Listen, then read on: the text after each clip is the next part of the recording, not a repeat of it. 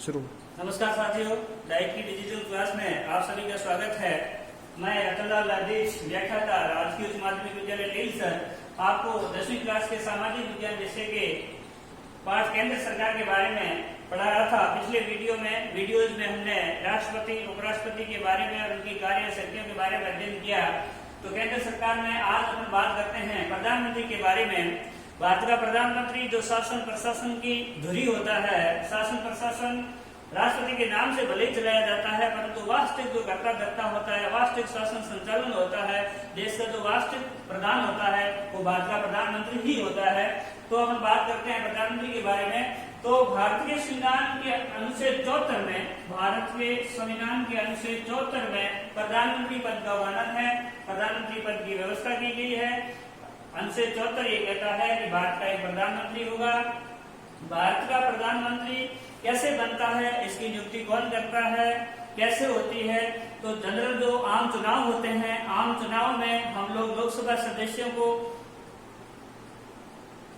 Vote देकर के लोकसभा सदस्य बनाते हैं। राज्यसभा के सदस्य अप्रत्यक्ष रूप से राज्यों की विधानसभाओं द्वारा चयनित किए जाते हैं। तो भारत के प्रधानमंत्री की नियुक्ति राष्ट्रपति के द्वारा की जाएगी, पर राष्ट्रपति भारत का प्रधानमंत्री उसी व्यक्ति को बना सकता है जो लोकसभा में बहुमत दल का नेता हो। यानी लोकसभा में जिस दल का बहुमत होता है, चुनाव में जिस दल की ज्यादा एमपीज होते हैं, बहुमत होता है, उस दल के नेता को ही भारत का राष्ट्रपति प्रधानमंत्री नियुक्त करता है। यानी प्रधानमंत्री की नियुक्ति तो राष्ट्रपति करता है, पर राष्ट्रपति अपनी इच्छा के अनुसार उसकी नियुक्ति नहीं कर सकता, क्योंकि भारत में संसदीय प्रणाली है। संसदीय प्रणाली की व्यवस्था के अनुसार लोकसभा में बहुमत दल के नेता को ही भारत का राष्ट्रपति प्रधानमंत्री नियुक्त करता है। प्रधानमंत्री के क्या कार्य होते हैं, क्या शक्तियां होती हैं, इनके बारे में अपना अध्ययन करते हैं एक एक करके। तो पहली बात है कि भारत का प्रधानमंत्री बनते ही सबसे पहले वो अपने मंत्रिपरिषद का निर्माण करता है। यानी भारत का प्रधानमंत्री ये तय करता है कि लोकसभा में से, राज्यसभा में से किन किन व्यक्तियों को मंत्री बनाना है। यानी मंत्रिपरिषद कानून की सीमा में रहते हुए मंत्रिपरिषद का निर्माण करता है। मंत्रिपरिषद में अलग अलग सदस्यों को क्या क्या मंत्री बनाना है अथवा नहीं बनाना है।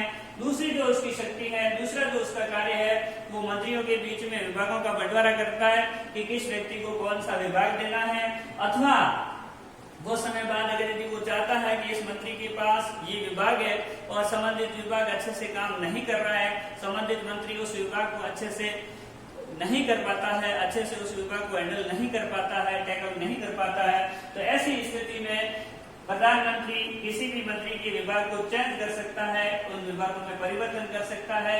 यानी प्रधानमंत्री कहता है, उसी को राष्ट्रपति मंत्री बनाता है, और प्रधानमंत्री के कहे अनुसार ही राष्ट्रपति संबंधित विभाग के मंत्री की नियुक्ति करता है, मंत्री को विभाग का आवंटन करता है।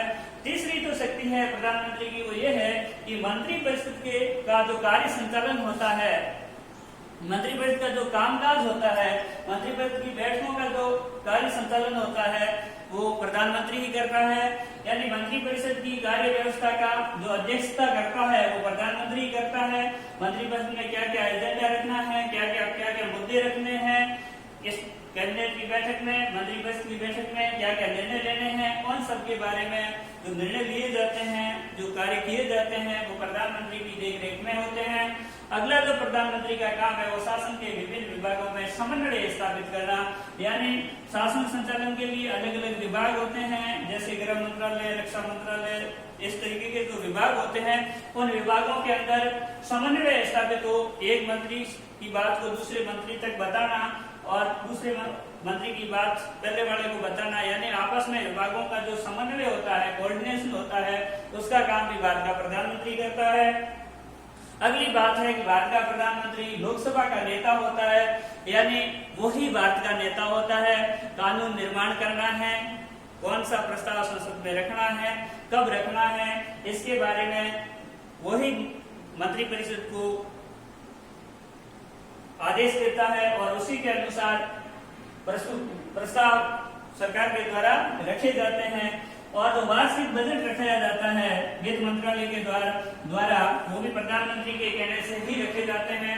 अगली बात, राष्ट्रपति को शासन संचालन संबंधी चीजों के बारे में बताना, मंत्रिपरिषद ने क्या क्या निर्णय लिए गए हैं, मंत्रिपरिषद में और राष्ट्रपति के बीच में संपर्क स्थापित करना, यानी राष्ट्रपति ने प्रधानमंत्री को क्या निर्देश दिए हैं वो मंत्रिपरिषद को बताना, और मंत्रिपरिषद ने बैठकों में क्या क्या डिसीजन लिए हैं, क्या क्या निर्णय लिए हैं वो वापस राष्ट्रपति को उनसे अवगत करवाना। यानी राष्ट्रपति और मंत्रिपरिषद के बीच कड़ी का काम प्रधानमंत्री करता है। और जो अंतिम बात है वो है भारत का प्रधानमंत्री विभिन्न पद प्रदान करता है, यानी राष्ट्रपति के नाम से जितने पदों की नियुक्ति की जाती है, जैसे न्यायालयों के न्यायाधीश है, लोकसभा आयोग का अध्यक्ष है, लोकसभा आयोग के जो सदस्य हैं, महालेखा परीक्षक है, महानियंत्रक है, इन सभी की जो नियुक्तियां राष्ट्रपति के द्वारा की जाती है वो वास्तव में प्रधानमंत्री के परामर्श से की जाती है। यानी प्रधानमंत्री के कहने से ही राष्ट्रपति इन पदों की नियुक्ति करता है। प्रधानमंत्री के परामर्श से ही राष्ट्रपति लोगों को पद प्रदान करता है। तो इस प्रकार से हमने भारत के प्रधानमंत्री के बारे में चर्चा की। भारत के प्रधानमंत्री की नियुक्ति कैसे होती है, भारत के प्रधानमंत्री के पास क्या क्या अधिकार है, क्या क्या उसके पास शक्तियां हैं। देखते रहिए डाइट के वीडियो।